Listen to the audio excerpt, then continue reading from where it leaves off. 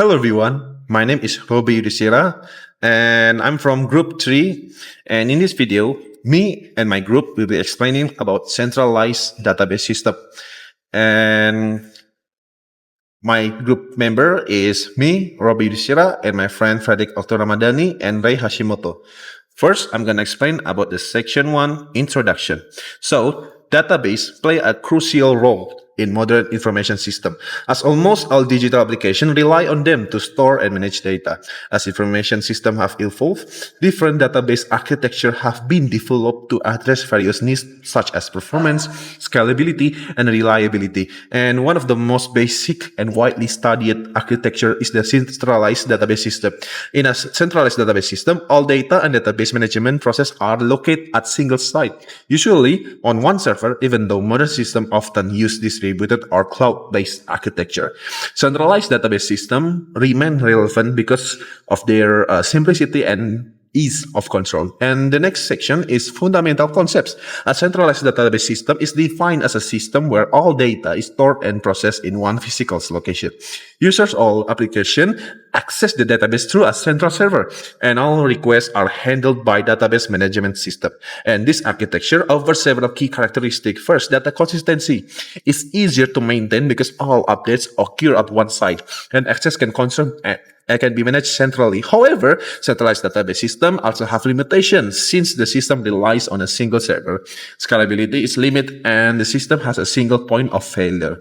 Because of these characteristics, centralized database systems are most suitable for environments with moderate workload, stable usage patterns, and limited requirements for high availability. And the next section is architecture of centralized database system. The architecture of a centralized database system is built around a single database server that acts as the core of the system.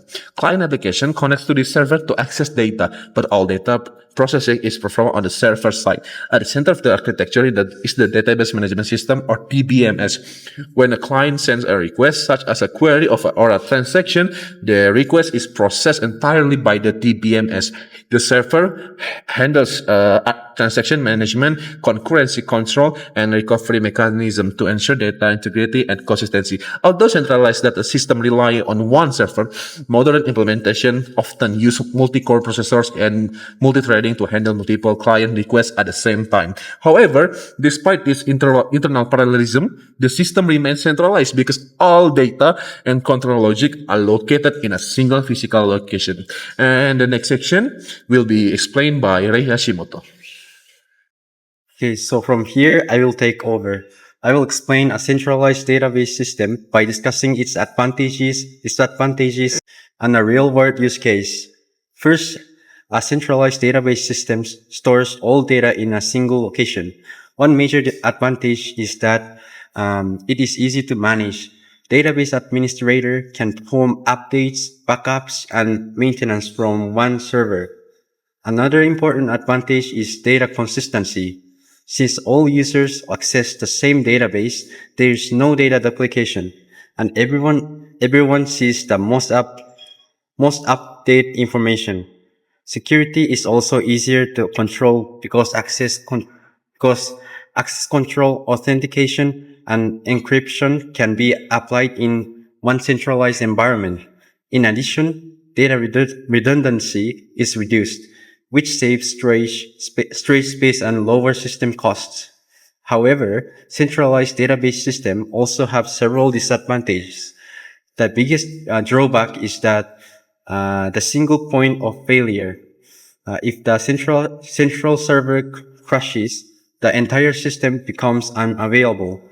Performance can also become a problem when many users access the database at the same time, leading to slower response times. Furthermore, scalability is limited, and expanding the system often requires costly hardware upgrades. Users can also highly dependent on a stable network connection. So the next, common real-world example is an airline reservation system.